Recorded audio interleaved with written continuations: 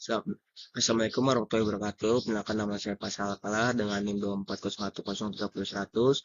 Saya ingin mempresentasikan materi mengenai konsep dasar pembelajaran learning revolution yang dikutip dari salah satu buku, yaitu buku Strategi Pembelajaran PAI.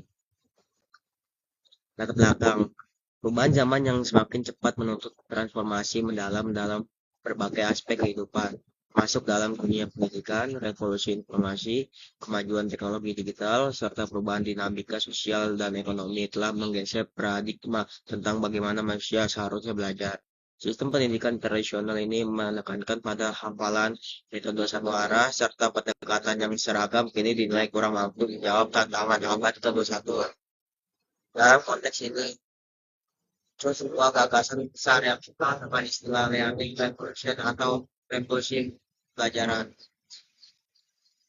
Pokok bahasa: pengertian konsep dasar pembelajaran learning revolution. Akibat adanya pengalaman dan latihan, jadi tujuan belajar sendiri dalam mencapai perubahan tingkah laku, baik yang menyangkut aspek pengetahuan, keterampilan, maupun aspek secara luas. Jika dikaitkan dengan globalisasi, revolusi kecerdasan abad 21, salah satunya adalah learning revolution. Konsep learning revolution. Konsep revolusi belajar berdasarkan pada fungsi dan struktur otak manusia yang terdiri dari belahan kiri dan kanan atau disebut otak kiri dan otak kanan. Ternyata kedua otak tersebut memiliki karakteristik yang berbeda. Otak kanan memiliki sifat long term memory atau mampu mengingat dalam jangka waktu yang lebih lama. Kegiatan otak kanan lebih pada pengelolaan informasi yang berupa irama, musik, imajinasi, emosi, warna, gambar, dan diagram. Sedangkan otak yang kiri tergolong short term memory atau mengingat dalam jangka waktu yang pendek. Otak kiri berkaitan dengan kemampuan verbal, matematis, analitis, sistematis, dan bersifat logis. Sini ada implementasi pembelajaran learning revolution. Belajar secara revolusi akan efektif apabila anak mengalami pembebasan dalam menuangkan ide dan mengeksplorasi, menerangkan pikirannya. Belajar secara revolusioner adalah menjungkir balikan keyakinan yang telah membelenggu pikiran manusia tentang belajar yang harus di dalam kelas dan mendengarkan keterangan yang diberikan oleh. Untuk membantu belajar revolusi digunakan untuk menentukan tindakan dan pikiran yang diyakinnya. Ada beberapa poin dalam belajar demi sebuah perbaikan dan kebaikan. Pertama, belajar dengan penuh beban dan ketakutan harus berubah menjadi belajar dengan menyenangkan, learning in fun. Kedua, kemampuan otak tak terbatas. Sejak awal anak-anak dikategorikan dalam klasifikasi pintar bodoh. Banyak yang menganggap bahwa kebodohan adalah musibah dan kecerdasan adalah sebuah anugerah.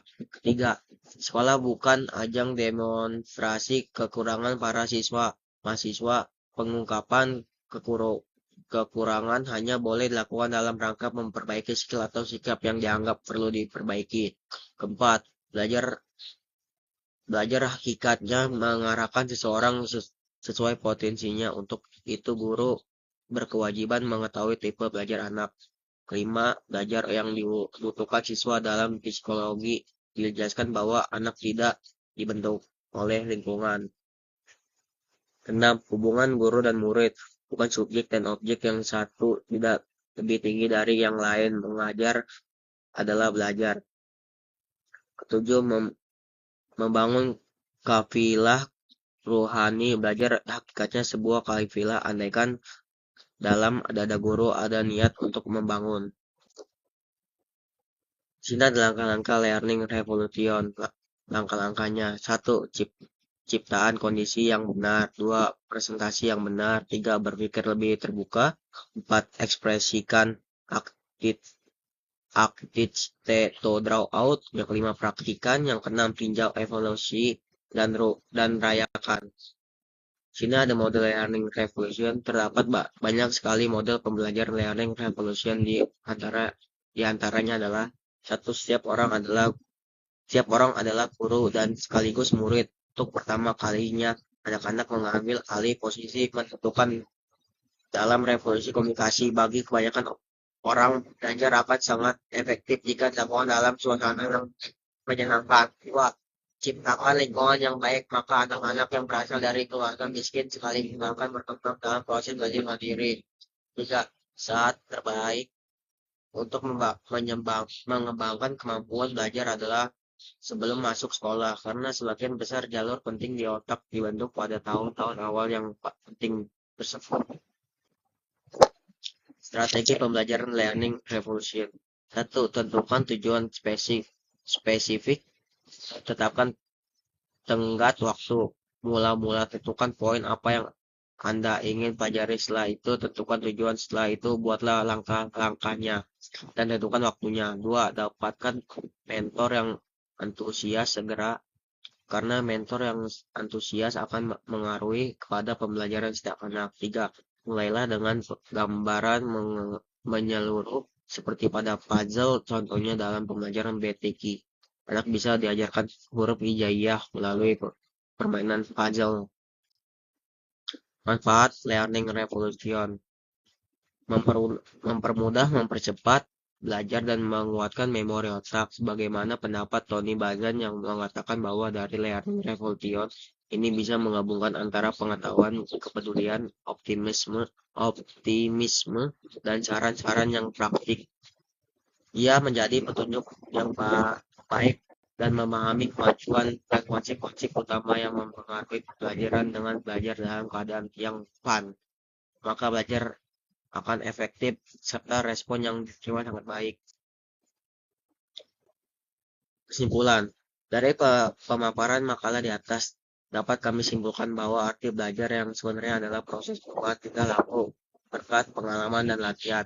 Jadi tujuan belajar sendiri itu adalah mencapai perubahan suatu tingkah laku baik yang menyangkut aspek pengetahuan, keterampilan maupun aspek lainnya.